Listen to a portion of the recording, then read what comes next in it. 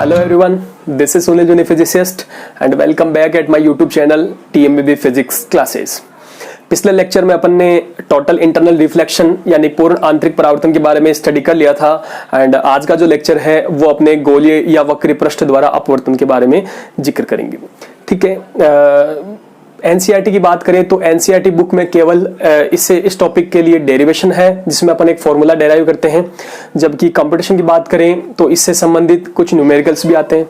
ठीक है, तो अपन सबसे पहले डेरिवेशन देखेंगे, उसके बाद में वीडियो के एंड में इससे रिलेटेड कुछ न्यूमेरिकल सॉल्व करेंगे। तो जिस किसी को भी ये डेरिवेशन आता है तो वो वीडियो को स्किप करके सीधा एंड में चला जा सकता है एंड वहां जाके न्यूमेरिकल्स सॉल्व कर लीजिए। ठीक है, चलिए स्टार्ट करते हैं। तो अपनी हेडिंग है गोलीय या वक्रीय पृष्ठ द्वारा अपवर्तन। ठीक है, तो यहाँ पर अपवर्तन के बारे में जिक्र करेंगे, लेकिन किसके लिए? कैसा पृष्ठ है आपके पास? वक्रीय है, यानी समतल ना होकर वक्राकार है। ठीक है, और अपवर्तन हमेशा दो माध्यमों के लिए होता है। ठीक है, तो मान लीजिए तुम्हारे पास दो माध्यम दे दिए और दोनों माध्यमों को जो पृथक करने वाला पृष्ठ है वो यहाँ पर समतल ना होकर कैसा रहेगा? गोलीय या फिर वक्राकार रहेगा। ठीक है, तो ऐसी कंडीशन में उसके लिए आपके पास एक फॉर्मूला बनाना है जो कि आपको न्यूमेरिकल सॉल्व करने में हेल्प करेगा। ठीक है, चलिए तो देखते हैं। तो सपोज कर लीजिए यहाँ एक इधर माध्यम, एक दूसरा माध्यम है और एक इधर दूसरा माध्यम है। तो इन दोनों माध्यमों को मैं अलग कर देता हूं। अलग कुछ इस तरीके से करता हूं। ये मान लीजिए ये एक सतह ले ली मैंने। देख बेटा, इधर एक माध्यम है मेरे पास, ये एक माध्यम हो गया। ठीक है, और इधर वायु है, तो ये एक अलग माध्यम हो गया, ये एक अलग माध्यम हो गया। और दोनों माध्यमों को पृथक करने वाली सतह ये है आपके पास इस तरीके से, जो मैं ब्लैक से ड्रा कर रहा हूं। ये कैसी है भाई? वक्राकार है। यहां पर मैंने एक अवतल आकार के लिए आप उत्तल लेकर भी इसका डेरिवेशन कर सकते हो। यहां लिख देता हूं माध्यम एक, माध्यम एक। ठीक है, इधर लिख देता हूं माध्यम दो। यहां पर माध्यम क्या कौन सा हो गया? दो हो गया। अब जो माध्यम एक है उसका कुछ न कुछ अपवर्तनांक होगा, तो मान लीजिए यहां अपवर्तनांक बोल दिया मैंने n1 कि माध्यम का अपवर्तनांक कितना है? एक का n1। और यहां पर जो माध्यम है इसका अपवर्तनांक बोल देता हूं मैं n2। ठीक है भाई, कोई दिक्कत नहीं है। दो माध्यम है, दोनों को पृथक पृथक कौन सी सतह कर रही है? ए से ये बी। ए जो बी सतह दिख रही है आपको, ए बी जो कि अवतलाकार की है, वो सतह माध्यम एक को माध्यम दो से पृथक कर रही है। ये वाला माध्यम है इधर, एक इधर माध्यम है। ठीक है, तो अब आपको क्या करना? अपवर्तन की घटना करानी है। तो मान लीजिए ये इसकी मुख्य अक्ष होती, मुख्य अक्ष, मुख्य अक्ष। ठीक है भाई, ये मुख्य अक्ष है, तो ये बिंदु क्या कहलाएगा भाई? ध्रुव कहलाएगा। ठीक है, ये ध्रुव हो गया। और मुख्य अक्ष पर इस सतह के इधर माध्यम एक में कोई बिंब है आपके पास O करके। ठीक है, एक बिंब है आपके पास O। ठीक है, इसका तुम्हें क्या बनाना भाई? प्रतिबिंब बनाना। तो प्रतिबिंब बनाने के लिए कम से कम दो किरणों की आवश्यकता होगी, और दोनों किरणें कहां से जानी चाहिए? इस सतह से होकर अपवर्तित होनी चाहिए। तो अपवर्तित होकर जहां पर भी मिलेगी वहां इसका प्रतिबिंब बन जाएगा। ठीक है, अच्छा एक इंपॉर्टेंट बात और है यहाँ पर, ये जो मैंने सतह ली है AB, इसका द्वारक बहुत ही छोटा लिया है।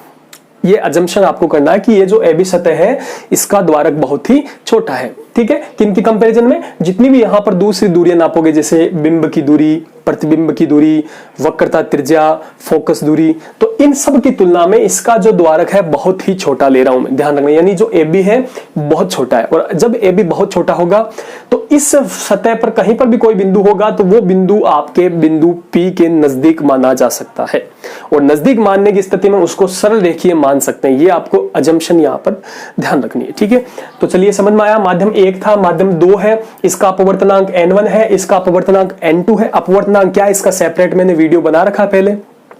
ठीक है, यहां इसके मुख्य अक्ष पर बिंदु O है जहां पर एक बिंब यानी ऑब्जेक्ट रखा गया, उसका मुझे इमेज बनाना है। तो इमेज किधर बनेगा भाई? अपवर्तन की घटना घटित हो रही है तो इस मीडियम में इमेज बनेगा उसका। ठीक है, तो इमेज किस तरीके से बनाते हैं? चलिए, तो इमेज बनाने के लिए कम से कम दो किरणों की आवश्यकता होती है। तो मान लीजिए मैं एक किरण यहां भेज रहा हूं इस तरीके से। ठीक है, ये एक किरण आपतित किरण हो गई यहां पर इस तरीके से। ये बिंदु मान लीजिए मैंने दे दिया M। ठीक है, M बिंदु दिया है। तो आपको पता है ये एक वक्राकार है या गोलीय है, तो इसका कहीं ना कहीं क्या होगा? ये गोले का भाग है, तो यहां मान लीजिए इसका क्या है? सेंटर ऑफ कर्वेचर C है। और सेंटर ऑफ कर्वेचर को किसी भी सतह के किसी भी पॉइंट से मिलाते हैं वो हमेशा अभिलंब होता है, याद रखना आपको।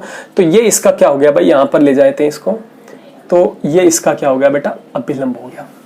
ये है अभिलंब, एन डैश बोल सकते हो आप इसको। ठीक है, ये अभिलंब है। तो अभिलंब और आपतित किरण के साथ जो कोण बनता है उसे बोला जाता है आपतन कोण। यहां मैं किससे रिप्रेजेंट करता हूं, उसको आई से रिप्रेजेंट कर रहा हूं, यहां आई से रिप्रेजेंट कर रहा हूं। ठीक है भाई, ये आपतन कोण हो गया। अब अपन जानते हैं इधर मीडियम अलग है, इधर मीडियम अलग है, तो होगा क्या भाई, अगर मैं बोलूं ये थोड़ा सा सघन मीडियम है तो अभिलंब के पास झुकेगी किरण, अभिलंब के कैसे झुकेगी, पास। तो जैसे ही यह प्रकाश की किरण जाएगी इस दिशा में ना जाकर थोड़ी सी घूम जाएगी और घूमकर कुछ इस तरीके से जाएगी, ये आपको ध्यान रखना है, इस तरीके से। और यहां जाकर मान ले किरण मिली इस जगह। अभी तक देख लीजिए केवल एक किरण है, तो एक किरण से इमेज नहीं बन सकता, आपको इमेज बनाने के लिए दो किरणों की आवश्यकता होगी। थोड़ा सा इसको तरीके से बना देते हैं। यहां पर इमेज, ये किरण गई है सपोज कर, ठीक है, यहां पर अभी कोई एक, केवल एक किरण है, ठीक है, तो कम इमेज बनाने के लिए कम से कम दो किरणों की आवश्यकता होगी। तो एक आप यहां से भेज दीजिए बिल्कुल लंबवत, यानी ध्रुव पर जब आपतित होती है प्रकाश की किरण तो बिना विचलित हुए दूसरे भाग में चली जाएगी, ये लंबवत आपतन हो गया। अपवर्तन में भी ऐसी घटना होती है। तो देखो एक तो किरण ये होगी, एक किरण ये होगी, दोनों यहां मिली तो यहां पर जाकर इसका क्या बन जाएगा, इमेज आई से रिप्रेजेंट कर रहा हूं, तो यहां पर क्या बन गया, इसका प्रतिबिंब बन गया। ठीक है, तो मैंने क्या देखा है यहाँ पर कि एक बिंब है जिसका प्रतिबिंब आई पर बन रहा है। ठीक है, अब आपको जो जो दूरियां होती है उनको रिप्रेजेंट कर देते हैं।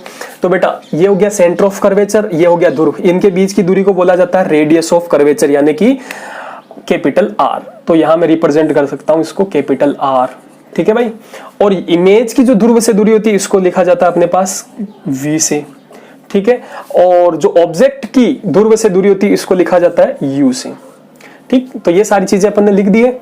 अब देख, मान ले यहां पर एंगल बन रहा है अल्फा। ठीक है, यहां पर कितना बनेगा भाई, ये आई है तो इधर बन जाएगा आर। ठीक है, यहां पर एंगल है मान लीजिए बीटा और यहां पर एंगल है मान लीजिए गामा। ठीक है, ये आपने माना है। तो ये सारा डायग्राम आपको समझ में आ गया। अब आपको यू वी और आर के अंदर और n1 n2 के अंदर संबंध बनाना है जो कि अपवर्तन का आपका डेरिवेशन होगा। ठीक है, फिर उसके बेसिस में एंड में अपन इसका न्यूमेरिकल करेंगे, तो आपको आराम से समझना है एक एक चीज को। ठीक है, तो अब इसके बारे में लिख लेते हैं कुछ। क्या लिया आपने चित्र में क्या लिया आपने, छोटे द्वारक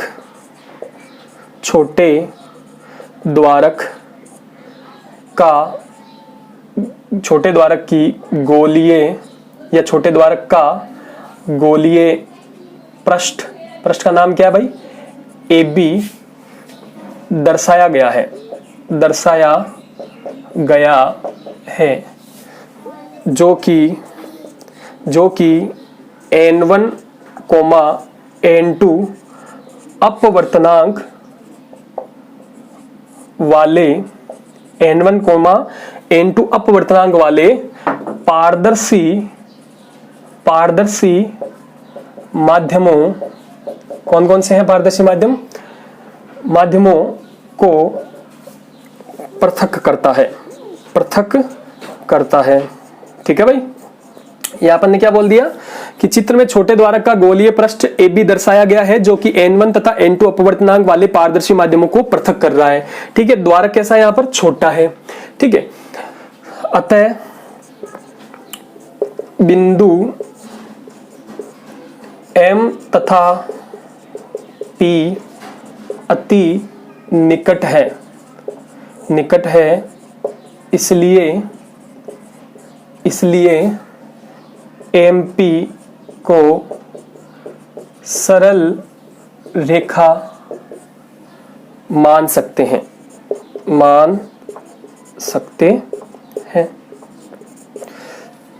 यानी द्वारक बहुत छोटा है तो ये जो M बिंदु है और ये जो P है बहुत निकट है, तो ऐसी कंडीशन में इसको अपन क्या मान सकते हैं भाई, सरल रेखा मान सकते हैं। तो मैं यहां पर सरल रेखा इसको डॉटेड लाइन से रिप्रेजेंट कर रहा हूं, यानी ऐसा मान सकता हूं कि ये सरल रेखा, और जब सरल रेखा होगी तो यहां पर 90 डिग्री का एंगल मान लेंगे। ठीक है, ये आपने कल्पना ही यहां पर करी है।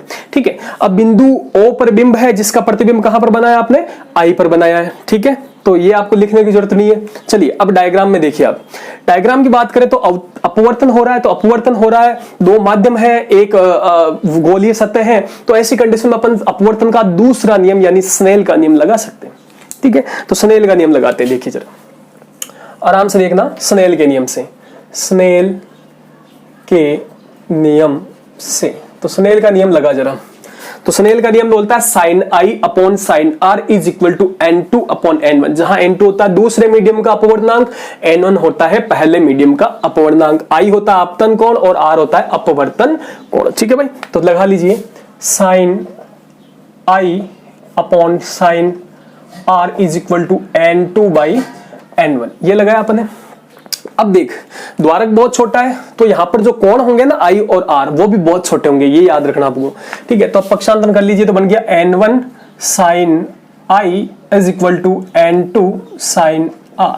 ठीक है भाई, कोई दिक्कत नहीं है यहां पर। अब मैं साइड में क्या लिख रहा हूं समझना, चूंकि द्वारक छोटा है इसलिए I व R अति अल्प है, अति अल्प है। ठीक है, यानी ये जो एंगल I और R दिख रहा है, यानी जितने भी एंगल है यहाँ पर सारे छोटे हैं, और छोटे जब होते हैं तो आप ये लिख सकते हो sine theta approximate to theta लेने पर, यानी ऐसी कंडीशन में आप साइन थीटा होना तो उसको केवल थीटा लिख सकते हो। तो यहाँ पर देखो क्या है, साइन I है तो इसको क्या लिख सकता हूँ, केवल I, तो लिख दूंगा N1 I is equal to N2 R। ठीक है बेटा, इसको दे दीजिए आप इक्वेशन नंबर 1, ये इक्वेशन हो गई आपकी 1। ठीक, यहां तक कोई दिक्कत नहीं है। अब वापस डायग्राम को समझेंगे। डायग्राम के में देखेंगे तो देखो यहां पर एक आपको त्रिभुज नजर आ रहा है OMC, OMC त्रिभुज चित्र से त्रिभुज OMC में, OMC कौन सा है, OMC में, तो OMC ये पूरा त्रिभुज है। तो इसमें देखो ये वाले दो हो गए आंतरिक कोण और ये I क्या हो गया, यहां पर बाह्य कोण हो गया।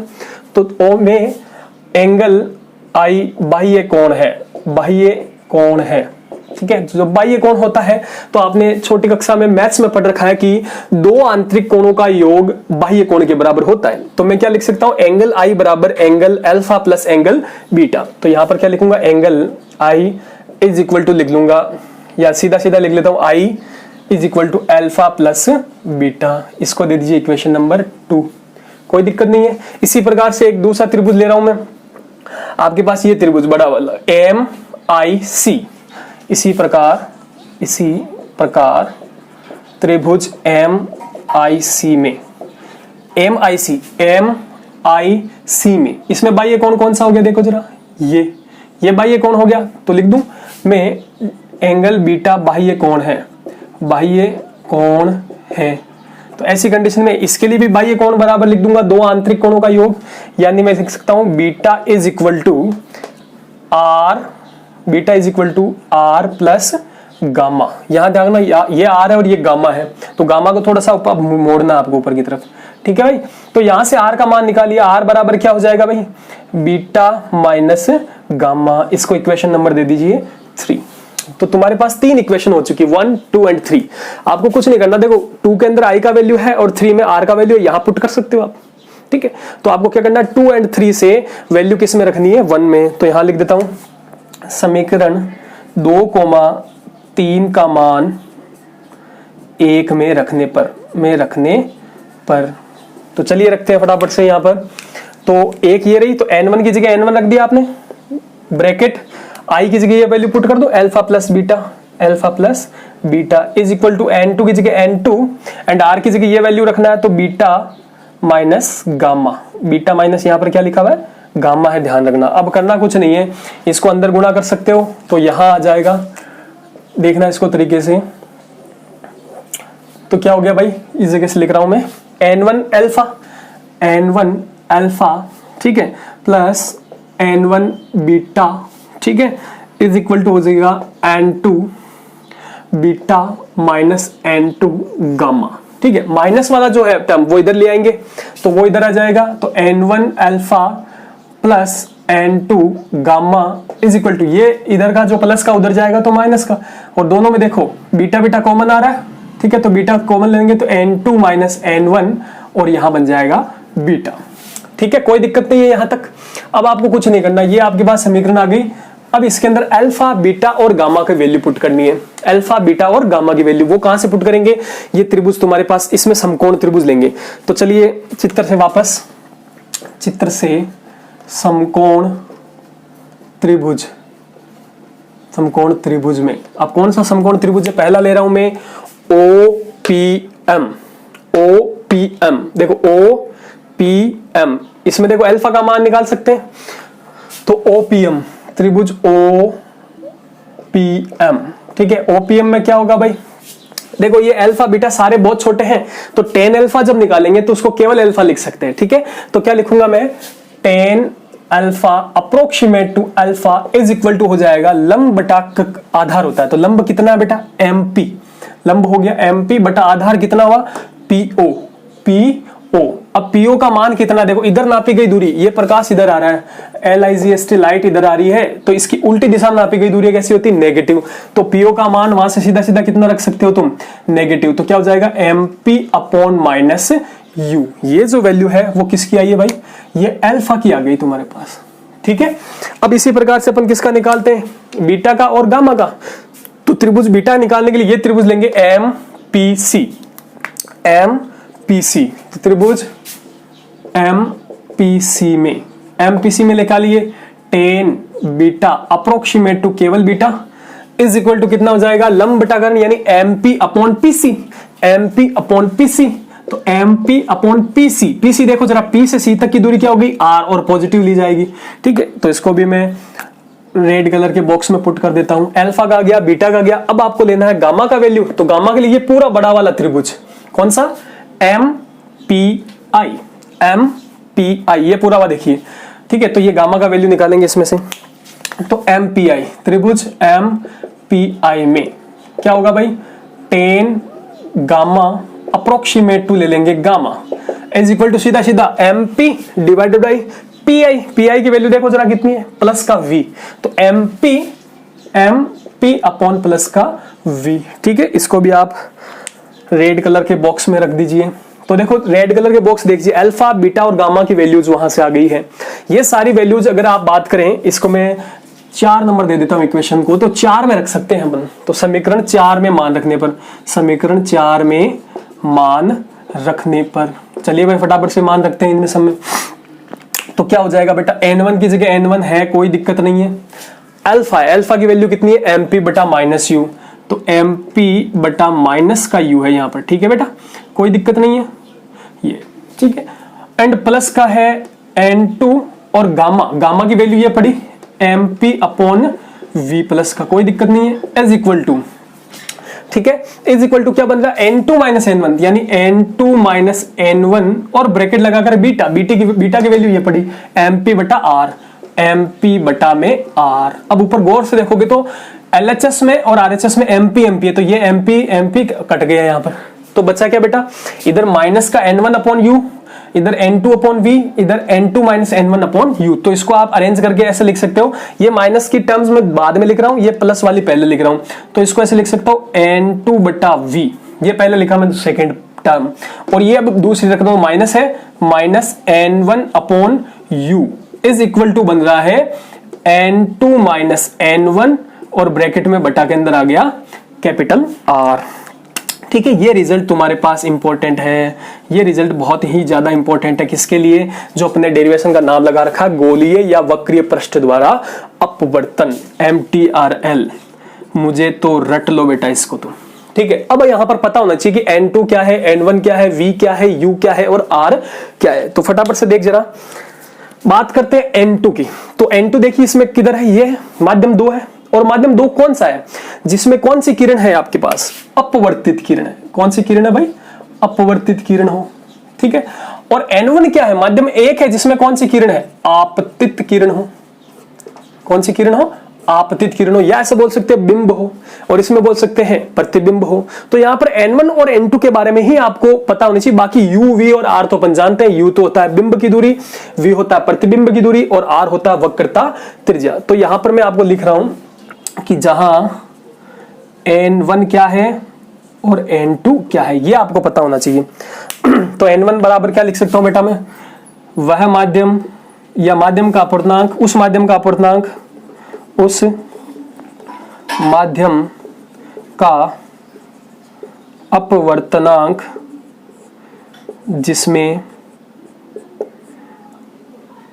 अपवर्तित आपतित किरण हो, आपतित किरण स्थित हो, ठीक है भाई। और n2 क्या हो गया भाई, n2 तो हमारे पास हो गया उस माध्यम का अपवर्तनांक जिसमें कौन सी किरण उपस्थित हो, अपवर्तित। तो लिख दूंगा उस माध्यम का अपवर्तनांक जिसमें अपवर्तित किरण स्थित हो, अपवर्तित किरण स्थित हो।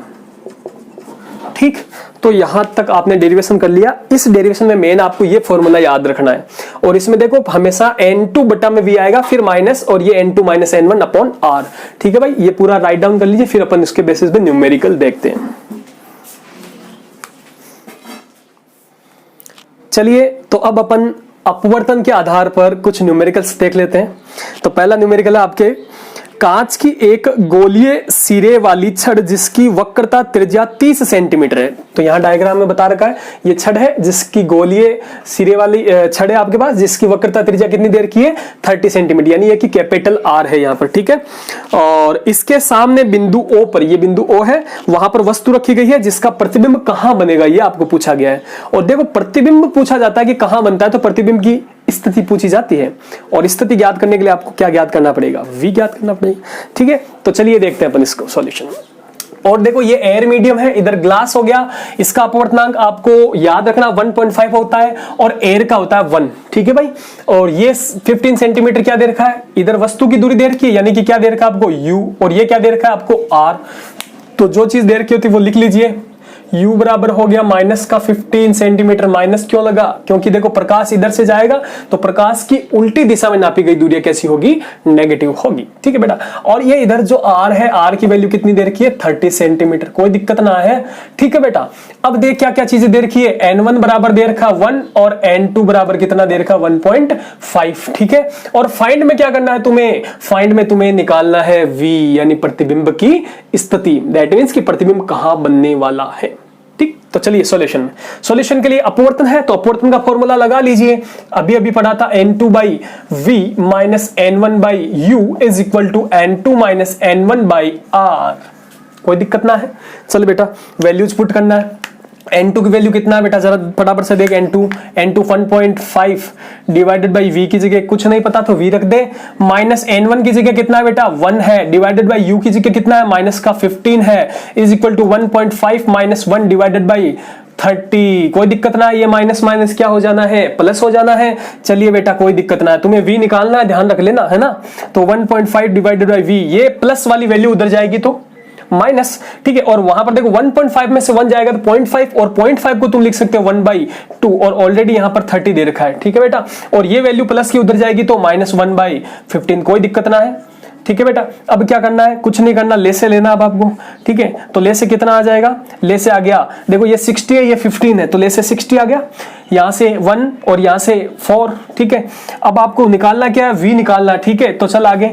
अब v निकालने के लिए अपन क्या कर सकते हैं, इसको ऊपर कर सकते हैं, यानी इसको भी, इसका भी हर ऊपर ले जाते हैं, इसका भी हर ऊपर लेकर जाते हैं। तो v divided by 1.5 is equal to हो गया 60 बाई माइनस का 3। ठीक है, v चाहिए, इसको पक्षांतरण कर दे तो v इज इक्वल टू हो जाएगा 60 by minus 3 multiply by 1.5, point हटाएगा तो बटा में कितना आ जाएगा 10, ये पॉइंट हट गया यहां से तो 10 आ गया, ये 0 से 0 कट गया, भाग लगा दे 2 बार, इसको गुणा कर ले तो v इक्वल टू कितना आ गया 15, और 2 को गुणा कर लीजिए माइनस का 30 सेंटीमीटर आया है। यानी आपके पास प्रतिबिंब की स्थिति आ गई है 30 सेंटीमीटर, लेकिन वैल्यू आई है नेगेटिव। इसका मतलब है कि प्रतिबिंब इधर बनेगा, यानी इस जो सतह है इसके बाईं ओर बनेगा। कितनी दूरी पर बनेगा, 30 सेंटीमीटर दूरी। अगर मैं बोलूं ये ध्रुव है तो ध्रुव से 30 सेंटीमीटर बाईं ओर बनेगा। तो लिख दूंगा प्रतिबिंब सतह से या सतह के बाईं ओर 30 सेंटीमीटर दूरी पर बनता है। ठीक बेटा, इसको राइट डाउन कर ले फटाफट से। चलिए, तो अगला क्वेश्चन है, आर वक्रता त्रिज्या की एक गोलीय सतह, यानी एक गोलीय सतह है जिसकी वक्रता त्रिज्या कितनी दे रखी है, कैपिटल आर। आर वक्रता त्रिज्या की एक गोलीय सतह वायु जिसका अपवर्तनांक दे रखा 1 को कांच जिसका अपवर्तनांक 1.5 से पृथक करती है। यानी एक तरफ वायु है और दूसरी तरफ क्या है, कांच है, वही सिचुएशन है। और ये मान लीजिए इसकी वक्र गोलीय सतह है, तो इधर लिख देता हूं वायु जिसका अपवर्तनांक n1 बराबर कितना है n1, और इधर लिख देता हूं कांच जिसका अपवर्तनांक n2 बराबर कितना दे रखा 1.5। इसको पृथक करिए, ये सतह, ठीक है, जिसकी वक्रता त्रिज्या कितनी है, r है, ठीक है। यहां से लेकर मान ले यहां तक ये सेंटर ऑफ कर्वेचर है, ये इसका ध्रुव है, तो ये r है वक्रता त्रिज्या, ठीक है। तो आपको पूछा गया है वक्रता केंद्र कांच में है, यानी वक्रता केंद्र इस इधर दिया हुआ बताया हुआ साफ, ठीक है। वायु में रखे एक बिंब स्रोत P का, ये P नहीं है यहां पर एक स्रोत रखा गया P, ठीक है, ये बिंब है आपके पास, बिंब। तो बोला है वायु में रखे एक बिंदु स्रोत P का कांच में एक वास्तविक प्रतिबिंब Q पर बनता है। तो ये बता रहा है कि यहां पर जब आपके पास ये सेंटर ऑफ कर्वेचर है सपोज कर, और यहां पर इसका मान ले इमेज बन रहा है, ठीक है। इमेज को रिप्रेजेंट करते हैं Q से, तो इमेज को रिप्रेजेंट कर रहे हैं अपने Q से, ठीक है। Q पर पाया जाता है, तो रेखा PQ, जो रेखा PQ दिख रही है आपको, PQ, रेखा PQ सतह को बिंदु O पर काटती है, यानी ये जो सतह है इसको रेखा PQ किस पर काटती है, O पर, तो ये O सतह है, ठीक है। तथा PO बराबर OQ है, PO बराबर OQ, यानी ये वाली दूरी और ये वाली दूरी बराबर बताइए। तो मान ले इसको माना मैंने x, तो इधर भी क्या हो जाएगा बेटा x, ठीक है बेटा। तो आपको पूछा गया है दूरी PO बराबर होगी, यानी PO का मान पूछा गया, यानी इस x का वैल्यू आपको पूछा गया है। तो चल बेटा आराम से निकालते हैं, आपको x का मान पूछा गया, ये वैल्यू आपको पूछी गई है, ये वैल्यू यानी x की वैल्यू पूछी गई है, ठीक है भाई। जहां बताया कि इधर भी x है और इधर भी x है, कोई दिक्कत नहीं है। चलिए सॉल्यूशन निकालते हैं। सॉल्यूशन में अपन जानते हैं भाई n2 upon v minus n1 upon u is equal to n2 minus n1 by होता है r, ठीक। तो चलिए जो जो वैल्यू आपको दे रखी है वो पुट करते जाइए। n2 कितना है बेटा 1.5 है, तो 1.5 डिवाइडेड बाय v का मान, यानी प्रतिबिंब की दूरी देखिए यहां से लेकर यहां तक इमेज बन रहा कितना है x है, और उधर नापी गई दूरी कैसी आएगी प्लस, माइनस n1 की वैल्यू 1 डिवाइडेड बाय बिंब की दूरी, ये भी x है लेकिन कैसी आएगी नेगेटिव, क्योंकि इधर नापी गई दूरी है negative, is equal to n2 कितना 1.5 माइनस 1 डिवाइडेड बाय r कितना है बेटा, r की जगह r दे रखा है, ठीक है। चलिए बेटा 1.5 बाई x और इधर हो गया plus 1 by x is equal to हो गया 1 बाई 2r लिख सकता हूं, क्यों, यहाँ 0.5 बचेगा, 0.5 को आप 1/2 लिख सकते हो, ठीक है बेटा, कोई दिक्कत नहीं, ले से ले ले x, तो इधर बन गया 1.5 plus 1 is equal to 1.2 r। तुम्हें x निकालना है, ध्यान रखना, ठीक है बेटा। तो यहाँ पर कितना हो गया ऊपर 2.5 divided by x is equal to हो गया 1/2 r। तुम्हें क्या निकालना है, x निकालना है, तो x पक्षांतरण कर ले, x बराबर क्या हो जाएगा, ये दोनों मल्टीप्लाई कर ले, तो 2.5 into 2r is equal to हो गया 5r। ये वैल्यू आ गई तुम्हारे पास, तो x का मान कितना आया 5r, यानी PO की दूरी कितनी है 5r है। चलिए राइट डाउन कर लीजिए इसको। चलिए अगला क्वेश्चन है, दी गई परिस्थिति के लिए अपवर्तनांक म्यू, या जिसको अपन n भी बोलते हैं छोटा वाला, के मान की गणना कीजिए। यानी आपको ऐसी सिचुएशन दे रखी है और इस सिचुएशन के लिए आपको n यानी कि ये म्यू या जो n है दोनों अपवर्तनांक है, इसका मान आपको निकालना है, ठीक है भाई। चलिए तो सिचुएशन क्या है, एक तुम्हारे पास माध्यम है जो कि गोलाकार है, ठीक है, जिसकी वक्रता त्रिज्या कितनी है कैपिटल R, ठीक है भाई। ये गोला है, वक्रता त्रिज्या कैपिटल R हो गई, ठीक है। इधर भी मीडियम हवा है, इधर भी मीडियम हवा है, और बीच वाला कोई ना कोई एक माध्यम दे रखा है जिसका अपवर्तनांक आपको निकालना है। ये अपवर्तनांक यानी n का मान या म्यू का मान आपको निकालना है, ठीक है।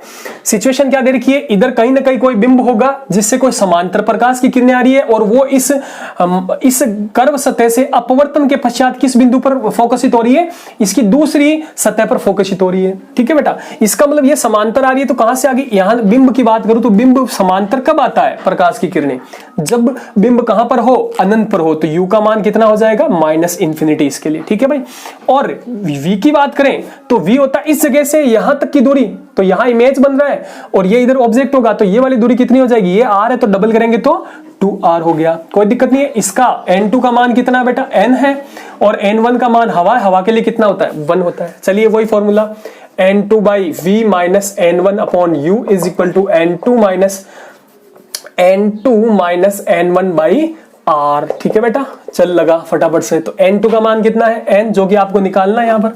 ठीक है बेटा, डिवाइडेड बाई v का मान कितना आया, 2r प्लस का ही आएगा, उधर वहां पे गई दूरियां, माइनस n1 का मान 1 और अपॉन माइनस का इनफाइनाइट इक्वल टू n2 की जगह कितना है वापस n माइनस का 1 डिवाइडेड बाई r। कोई दिक्कत नहीं है, ये कितना हो गया बेटा, 0 हो जाएगा, क्योंकि इन्फिनिटी की वैल्यू होती है 1 अपॉन 0, तो ऊपर जाएगा तो 0। तो बचा क्या, n upon 2r is equal to n minus 1 upon r। r से r कैंसिल आउट, पक्षांतन कर ले तो n इक्वल टू हो गया 2n माइनस 1, ये n उधर जाएगा तो 2n माइनस n, और ये माइनस का 1 इधर आएगा तो। ठीक है बेटा, कोई दिक्कत नहीं है। और अब यहां से 2n में से एक n घटेगा तो n इक्वल टू कितना हो गया, 1 हो गया तुम्हारा, सॉरी ये 2 भी उधर मल्टीप्लाई हो गया, क्योंकि 2 इधर गुणा होगा तो 2 आएगा, तो इधर 2 आ जाएगा, तो 2 बराबर, वापस देख ले एक बार के लिए इसको, यहां से पक्षांतन कर ले, 2 उधर जाएगा तो n बराबर 2n माइनस का 2, ये n उधर आएगा और 2 इधर आएगा तो 2 तो प्लस का हो गया और 2n माइनस n हो गया, तो कितना आ गया, n बराबर 2, यानी कि दिए गए मीडियम का अपूर्णांक कितना है, 2 है। चलो राइट डाउन कर लीजिए। चलिए आज के लेक्चर में इतना ही, और इससे संबंधित कुछ भी आपको क्वेरी हो, कोई परेशानी हो तो आप मुझे कमेंट में लिख दीजिए, मैं उसका नेक्स्ट लेक्चर में हल दे दूंगा। ठीक है, थैंक यू वेरी मच।